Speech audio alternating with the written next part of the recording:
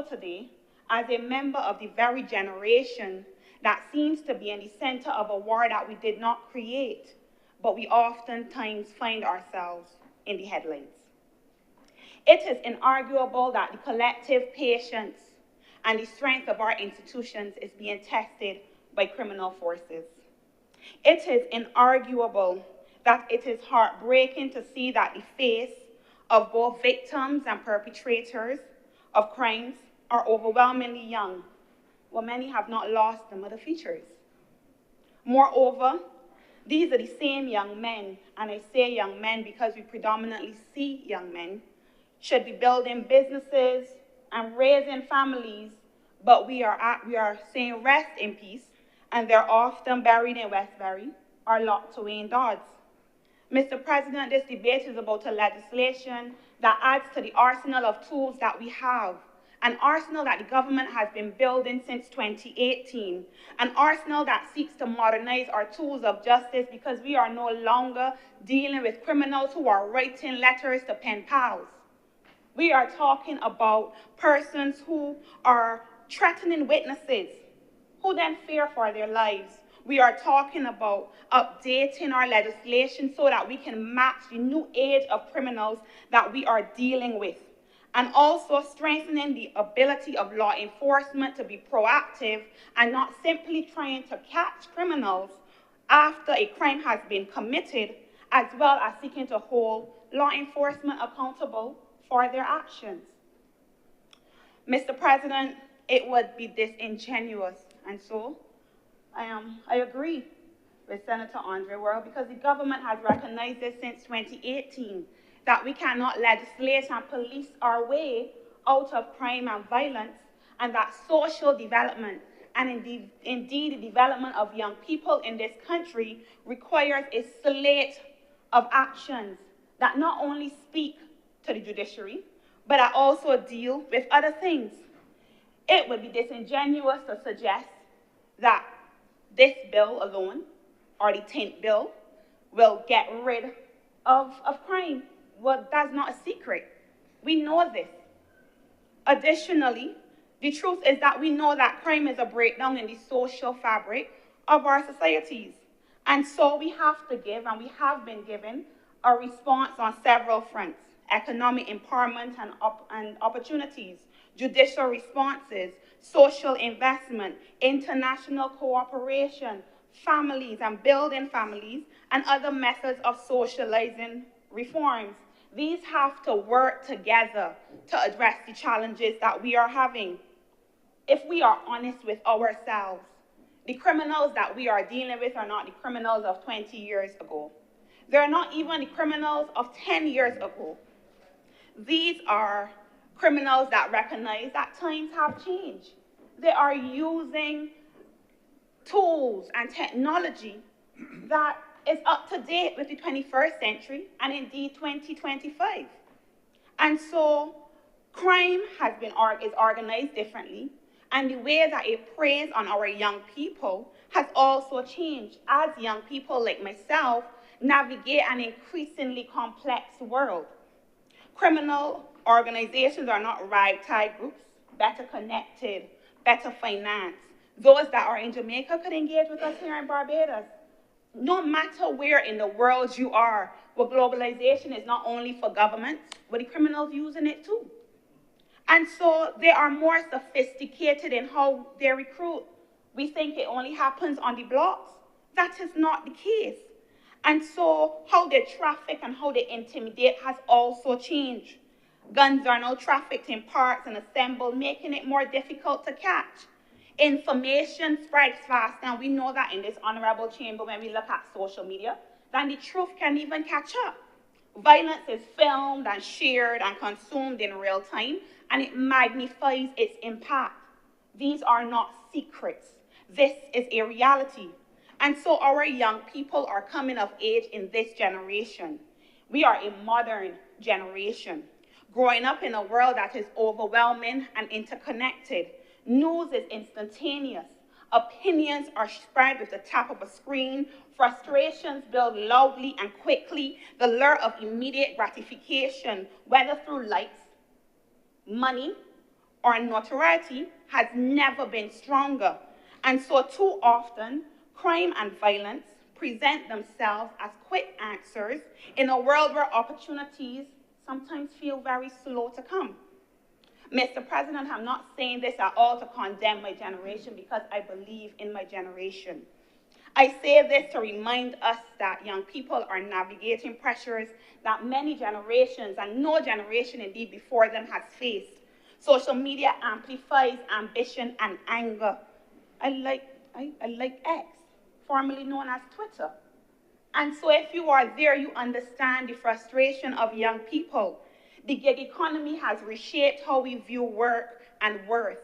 Cultural shifts are occurring.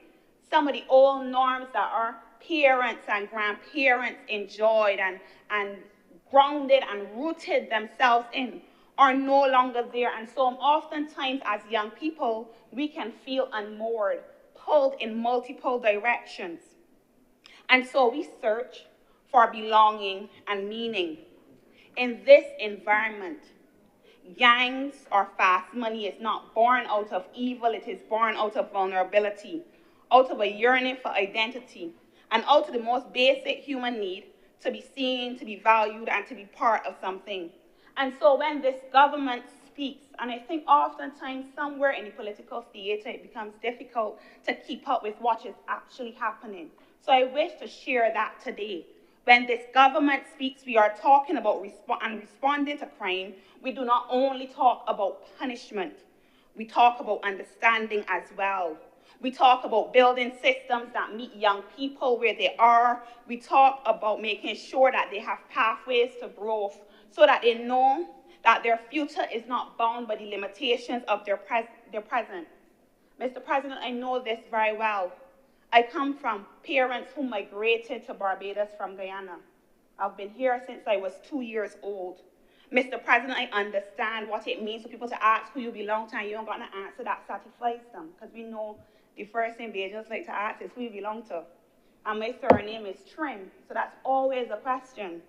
I understand what it means to have a mother who is a housekeeper and a father who is a laborer. I understand what it means when people try to define you by the boundaries of the communities that you come from. I understand intimately what it feels to do your best to change your environment, like I was doing when I was at university, when the tuition was stopped. I understand what it means when it feels easier to give up and to give way to despair, Mr. President. And so I say today that my generation is not lost, but we are simply living in a different world, and it requires us to respond with tools fit for the times in which we live, and this bill does exactly that. Mr. President, our young people are not faceless statistics, and this government understands that. We see them as students, or athletes, or entrepreneurs, or volunteers, or sons and daughters. And so this government, which is serious about crime, has been equally serious about widening the doors of opportunity.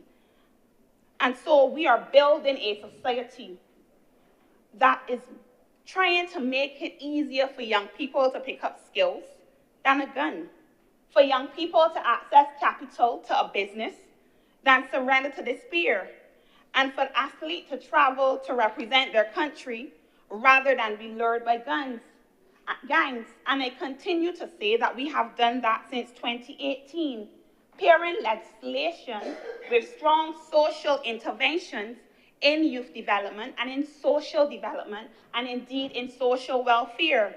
And while critics may question whether that vision is realized, I say to you to look around. We are seeing the reality being built step by step, program by program. But there is no silver bullet. There is no magical cure. There is no abracadabra moment. This is not a magic trick. This is reality and society that we are dealing with. And so when we look at the Youth Advanced Corps, young Barbadians have been receiving training, mentorship, and discipline in service. When we look at the Barbados Trust Loans Fund, young entrepreneurs with ideas but no collateral have been given a fighting chance to turn ambition into business, and in some cases into employment for others. so that they can help their peers and indeed other Barbadians to progress. The Building Blocks program and Project Dawn have taken neighborhoods that some have written off, some that young people that some have counted out, and turned them into proof that when governments invest in communities, hope grows where hopelessness once stood.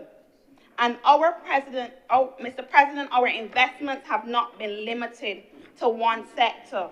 It has stretched across education, creativity, family life, innovation, technology. We could talk about the Prime Minister's Cup that provides an opportunity for young men to play semi-professional football, because young men from working class communities deserve to be able to not only scrimmage on Sundays or when they have free time, but to earn a living in competition.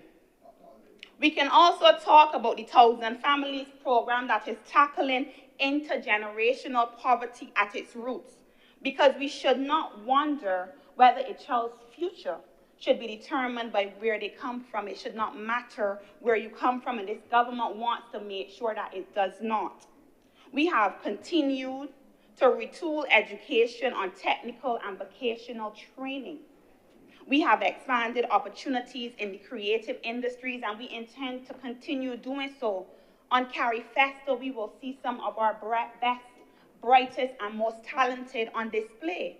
Matter of fact, recently we had a launch of a video by a regional artist and two international artists that was choreographed by a Bajan. She is not the first, and she definitely will not be the last, because we understand that investment in the creative industries matters. And through the National Transformation Initiative, tens of thousands of Bajans have access to world-class education from world-class institutions free of cost. Does this sound like we are only focusing on the hard issues? We have outlined education transformation. We have outlined an educational program and an educational reform that will bring us into the 21st century, that will align us with best practices. We have invested in technology. We are exposing our young people to being able to not only consume technology, but to be able to create technology. But Mr. President, it is important to also be candid that social programs, and like I said, there is no abracadabra, that it takes years for impact to be seen. And so we have to offer the police tools to do their jobs now. And in the meantime, there are some that will argue that investments like these are not working, that they are useless, that the laws ain't fixing crime immediately. I reject that argument completely. It is like taking medication, and because you don't wake up automatically cured, you stop taking it. That is not how it works. Because if we neglect social programs today, and I found it interesting the mention of investment in social programs, because I was involved in the Barbados Youth Development Council when our funding was cut by the then government. That funding that supported youth organizations, that the Democratic Labour Party government, should I add, that funding that supported community work, that funding that allowed for us to reach into communities and engage with youth groups that were doing the hard work, the grunt work. And I dare say that youth organizations and civil society organizations will run programs and run good programs at a fraction of the cost, because we show up not because we have to, and we show up not because we demand to, but because we want to, and we give of it selflessly. And so, Mr. President, today as I stand here, I want to say that when we neglect social programs today, when we discard them because we do not feel like they are an automatic cure, what we do is that we see the results and the cost of that neglect later. We see it exploding in our schools, in our courts, in our communities, just like it is doing now. And we have had a long period prior to 2018 of neglect. And so while we may say that time has passed, the truth is that it can take you many months, many years in some persons' cases to build a house, but a wrecking ball comes quickly and swiftly, and it takes a while to build back and recover. And so when we invest in the right tools for the time, when we pair accountability with opportunity, Discipline with possibility. We do more than fight crime. We build a Barbados where young people believe and where they are invested. Mr. President, if we are honest, one of the greatest antidotes to hopelessness is hope. And so purpose is also, I feel it would be remiss of me today to not say that purpose is discovered oftentimes through service and through giving back and through contributing to something bigger than yourself, believing in something bigger than yourself. And this is why the role of non-governmental organizations, youth groups, and service organizations has been central to this government's response. This is why they are consulted at every level. This is why we are now invited to the social partnership. This is why we ask for them to participate. Because I know some have rubbished the idea that this is a national response, and it might be easier to make it political, but the reality is that if we are not all hands on deck, then it cannot just be the government. It cannot just be one section of society. Everyone has to see their part. And so I remember when I was about 14, my sister took me to the Barbados Youth Development Council, and she said that I grew up in neighborhoods that persons often count out. I'm not sure if I'm allowed to mention them here. And she wanted to make sure that I had the opportunity to see beyond my environment, my immediate environment, that I had the opportunity to dream outside of what I saw daily. Something that we are trying to do through the Oceana Hub and through the other programs that teach young people how to swim and expose them to other areas of life. And I was able to volunteer at the International Youth Day, the National Youth Festival. I was able to lead food drives, host retreats for young people. And I was young, still young, but I was younger then. And one of the things that it taught me is that in helping others, I was able to transform and to see something bigger than myself. And so instead of being this desperate, or instead of feeling lost or idle, I felt like I had dignity as a young person, that I was not a problem to be solved, because oftentimes we talk about young people as a problem to be solved and not co-pilots in creation of the future. And so oftentimes, Mr. President, we whisper the positive stories of young Barbadians, while the negative headlines seem to scream at us daily. In every community, there are young men and young women who are choosing service over violence and entrepreneurship over crime. What we are seeing is a minority. And so if we are to change the culture, we have to also share those stories, and I believe that to be very important. Give them platforms like the CARICOM Youth Ambassadors, the National Youth Awards, in order to allow them to stand as models for their peers with the loudness that gangs often confront us in our communities. And so this government, Mr. President, I could say that as someone who continues to work with youth organizations and who has a non-governmental organization myself, this government continues to support through the National Peace Program, through the different ministries, through the Youth Development Program, through community development. Have you seen how many programs are being run weekly by the Community Development Program? If you haven't, you should check them out on Instagram. In order to assist and provide young people with avenues to advance. And so through the Barbados Youth Development Council that has received greater funding and support under this administration, through the CARICOM Youth Ambassadors Program and the National Youth Parliament, of which I was a member, they are able to speak freely. It is not symbolic, it is strategic. It ensures that young people are partners in nation building, and it shifts volunteering from the exception to the expectation, and that is why I applaud the government's intention to ensure that service organizations are mandatory or an obligation, so that we teach young people that it is important and it is vital to focus on something bigger than yourselves. I have seen it at work. I have seen young women come into programs and young men come into programs who are angry, who feel isolated, and who have found community in these organizations. I had one young man in wrapping up a program, his quote was, "Came in a potato, left as a fry." And it meant that he came in as one thing, but he had left transformed. And this is not unique to simply him. There are many young people that if you ask them, they will tell you that their lives have been turned around by community, by these organizations. And so the truth is simple, Mr. President, and this is not a side note to this debate. As I prepare to close, what I want to say is that governance is not a perfect job, and I've said that before. And I cannot say to you, and I do not expect, I am not naive to believe that we will always get it right. But what I do know is that the Prime Minister, and indeed the members of Cabinet, and members in this honorable chamber, all of us, are committed to a conviction that every Bajan girl and every Bajan boy has the right to thrive and has the right to excel wherever they so wish to do so once it contributes positively to Barbados. And what I know is that we have a responsibility, and we recognize the weight of that responsibility. As I have stated, we have done so since 2018 to provide them with opportunities that allow for their potential to shine through the provisions of opportunities, and we remain unmoved in this philosophy.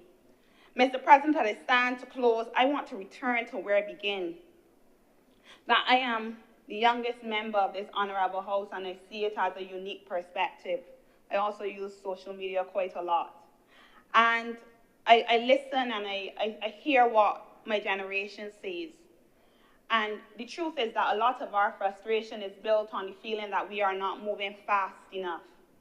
And sometimes fast will only get us so far, and the results that we want will not happen tomorrow.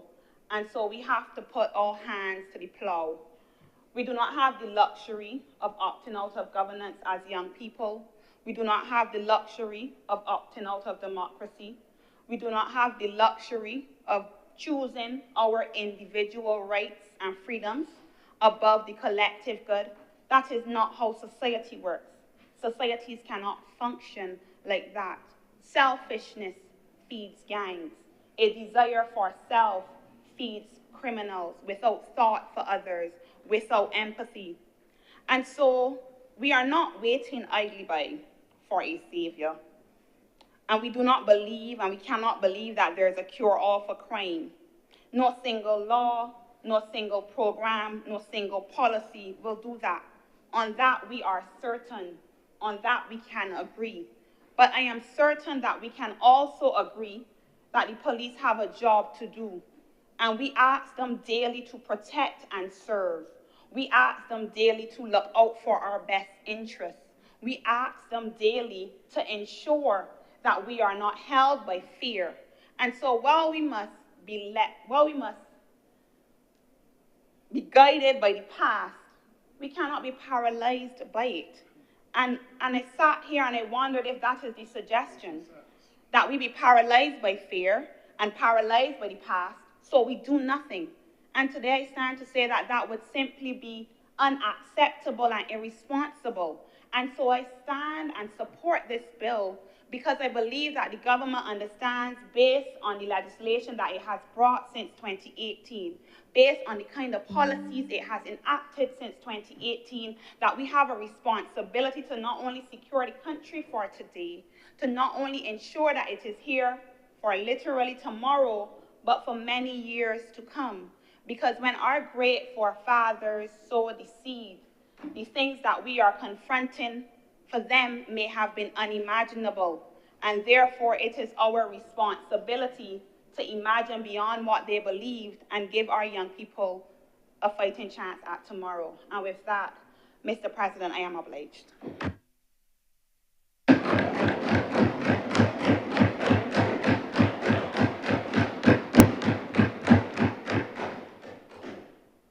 Thank you, Senator Trim, for the first of many speeches in this honorable Senate. Thank you very much for making your maiden speech. Mr. President, I would like to move that we do now suspend the sitting of the Senate for lunch to return at 3 p.m. The question is that the honorable Senate, the sitting be suspended until 3 p.m. today. Will those honorable senators in favor please say aye? Aye. Those against please say no.